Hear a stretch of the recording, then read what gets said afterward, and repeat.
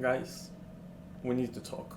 I didn't want to leave you guys without a video considering tomorrow Argentina will be playing in the semi-finals of the World Cup. And it sounds simple when you say it like that, but the World Cup is played every 4 years, and in how many of those occasions will you make the semi-finals? Be a top 4 team in the world. That's no easy feat, and I felt like it deserved its own video. I want to reflect on Argentina's journey so far, but first I want to talk a bit about tomorrow. Croatia and Argentina have faced 5 times with 2 wins for each team and a draw. In World Cups they've faced twice, both in group stages. In 1998 Argentina won 1-0, and of course in 2018 Croatia won 3-0. So this is gonna be the first encounter between the two in the knockouts, and it's gonna be in the semi-finals, which is a huge game. And even though that game was only 4 years ago, only a few players remain. From Argentina, Otamendi, Tagliafico, Messi of course. Dybala came off the bench, so we'll have to see if he does the same this time. And Acuña as well, but obviously he is suspended and won't take part in this game. So those are only 4 players from Argentina that could repeat. From Croatia, Lovren in the backline, Modric, Perisic, and both Kovacic and Kramaric came off the bench that time. So again, only 5 players from Croatia will make a repeat. Both teams look completely different, so we can even use that past encounter as a reference. For this matchup I expect Croatia to maintain their 4-3-3. Livakovic, who has been in my opinion the goalkeeper of the tournament, even ahead of the likes of Bono and Emi Martinez, Lovren and Vardiol, Sosa and Juranovic, who I think would be really dangerous this game. Midfield, Kovacic, Brozovic and Modric of course, and up top Perisic, and I'd expect Petkovic to start with Kramaric moving over to the wing, but that's just me. Guys like Pasalic, Livaja, Orsic, heck even Budimir might come in. He is tall and stuff, and we've shown weakness in that department. As for Argentina, I expect us to go back to a back 4. I'll be shocked if Lisandro plays this game.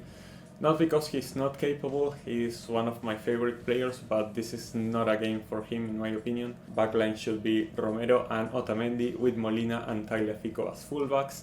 Midfield of Enzo Fernandez, McAllister and De Paul, who is apparently fit, but I still don't expect him to play all 90 minutes. Up front, Messi, Julian Alvarez and Angel Di Maria, who is also apparently fit, but it's a day-by-day thing.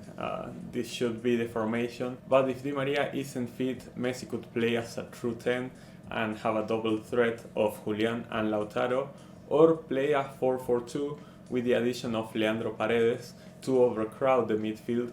And I wouldn't mind this option because, like I said, I like Enzo the most when he is freed from that CDM role and is allowed to roam closer to the box. We saw against the Netherlands, especially in extra time, once Paredes was on the field, Enzo created so much danger dribbling into the box and crossing it back for Lautaro, or shooting outside the box and nearly scoring in the end of the game.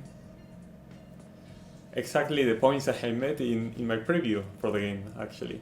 The second reason to start Paredes is because this game is gonna be decided in the midfield. Croatia has arguably the best midfield in the tournament, and if Argentina can pressure the likes of Modric and Kovacic so they don't play the ball comfortably, Argentina will dominate this game. If Croatia gets space in the midfield to link up, they are gonna dominate possession like they did against Brazil at times. So adding an extra midfielder could be key, but again, if Di Maria is fit, he is starting 100%. Now for what I really wanted to talk about. There's been a lot going on in different forms of media over the last few days, and it's sparked from Europe, most specifically Spain, and most specifically Madrid, because these guys love 2 things: seeing Messi lose and making strong headlines that will give them more rating and interactions from Madridist and Ronaldo fanboys. The strongest headline I've seen floating around is that Argentinians don't know how to win. Huh? Have these people watched the Copa America final? Argentina versus Brazil. It's probably the most intense and heated clash in international football. It happened in a final. Argentina won in Brazil's backyard. And what happened? Everyone was a good sport to each other. with Neymar, Messi and Paredes sharing a moment in the tunnel as well. Yes, Leandro Paredes, this guy. What about the last time Argentina beat the Dutch on penalties? No one celebrated in front of the Dutch, so what was different this time around? Well, all the trash talk that happened earlier with Van Gaal saying that Messi doesn't run, Argentina played with 10 men while being off the ball, and that they win because they had a score to settle, and if the game went to penalties again, this time they would be favored. Noppert saying that he could stop a penalty from Messi, and out of the two, he went the wrong way both times. Angel Di Maria as well, saying that Van Gaal was the worst coach of his career, something that players like Juan Román Riquelme have also said and caused this reaction from Messi inside the game. All that trash talk got to the players who now wanted to prove a point, and it showed on the pitch with things getting heated time and time again, and this stupid baldhead doing nothing but toss more wood into the fireplace. During the penalty shootout, guys like Dumfries, Weghorst and Luke de Jong trying to distract players who were going to take their penalties. And you know what? I'm not against trash talk. In fact, I love it. But when it backfires, you don't play victim. You take it up the ass. Whoever thinks this reaction is being a bad sport has never played a competitive sport in their lives. You don't know how high tensions and adrenaline is at a World Cup quarter-finals game like this that gets so heated and then it goes to penalties. And the heat of the moment can make you do things that I'm sure players right now regret and just wanna move on from. Because then it always seems like we are the villains. When the Dutch speak before the game, it's confidence. When Brazilians dance with their coach while winning 4-0, put a 6-star on their shirt with Exa Campeão on the back, they say it's their essence. But now, when Argentines do this, or this, we are arrogant, a bad sport, and we don't know how to win.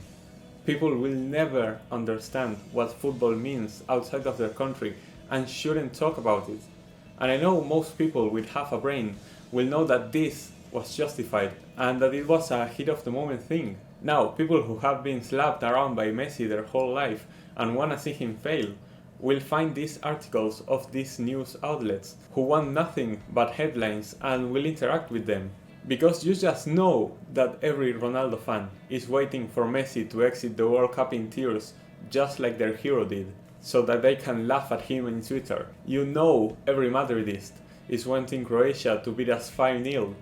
Not only because of Modric, who is a legend of the sport and deserves every bit of praise and recognition, no, but because they wanna see the guy who stopped them for so long get defeated and then call it karma because of this image. Argentina got to where they are because they were better than everyone they faced. They were better than Mexico, they were better than Poland, they were better than Australia, they were better than the Netherlands. So no one can say that Argentina doesn't deserve to be in the semifinals. We got here because we beat everyone that stood in our way, and deservedly so. To my knowledge right now is Argentina versus the world, and we are not afraid to take you on, because we want nothing more than to be happy for one moment, for a team that have worked their ass off to get here, and for a guy that went through so much heartbreak and deserves it more than anyone to go out with a bang. ¡Vamos, Argentina!